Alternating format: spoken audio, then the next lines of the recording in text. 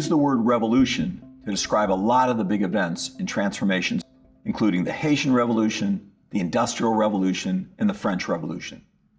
You'll encounter all of these and more as you work your way through the long 19th century, the years between 1750 and 1914.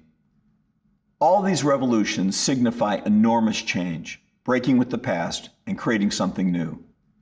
When viewed through each of the frames, we see that, in many ways, a new world was created in this era.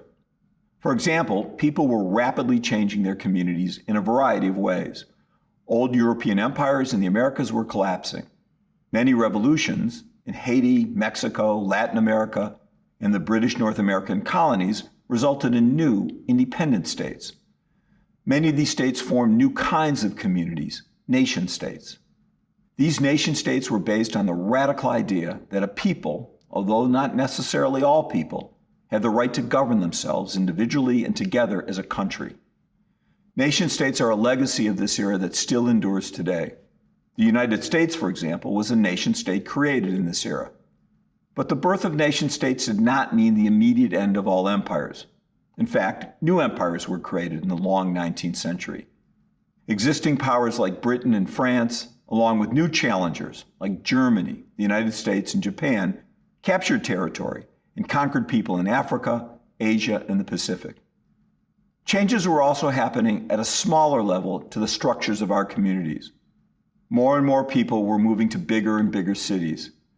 City life often meant people had less support from families and neighbors and therefore needed to find new ways to connect and live with others. There was a growing philosophical challenge to religion, from changing ideas about religious communities and freedom, changes that emerged in expanding networks of philosophers and scientists who created, exchanged, and tested big new ideas. These innovations helped us to better understand our environment, our universe, and ourselves, and challenged older and traditional views. We developed a growing sense of human liberties and the rights of workers, children, and other groups. Within these networks, ideas moved faster and people shared them more effectively than ever before, a change that has accelerated ever since. Today's networks of idea sharing and communication are faster and more extensive than ever before.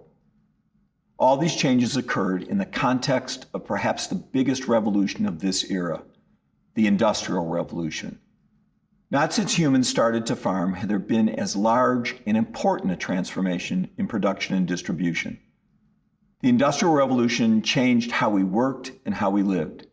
It shaped people's daily lives and schedules, the size of their families, and the food they ate.